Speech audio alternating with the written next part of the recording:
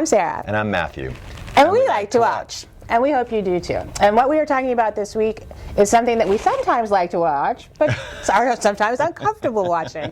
And that is sort of very gruesome violence. Yes. And this was brought up to us because of the TV show, the new Kevin Bacon show, The Following, on Fox, in which the followers of this cult leader stab out the eyes of their victims. It's really gruesome. It's really ugly. He didn't just eviscerate 14 female students. He was making art. He cut out his victims' eyes as a nod to his favorite works of Poe.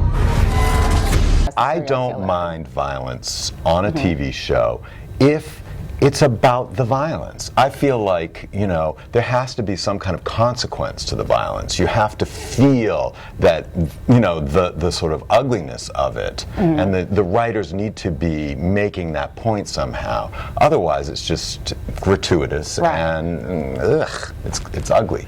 I mean, it's one of those things that on the one hand it feels silly to talk about violence on TV, but it also feels very serious because, you know, we take these images in, and to an extent that we're inundated by them and become inured to them, that in the real world we're less sort of sensitive to the issue. So it is something to think about. And The Following is an unfortunate example of a missed opportunity because the show is about the influence of violence. You know, here's this serial killer who's like this guru and he has all these followers. It's a perfect opportunity to make points about the influence of watching violence. And it's early in the season, so perhaps that will become part of the, I mean, his charisma and his magnetism is part of the storyline now. This is James Purefoy's character that we're talking about, Joe Carroll, the serial killer.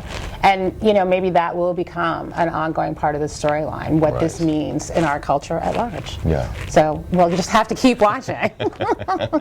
Thanks for joining us.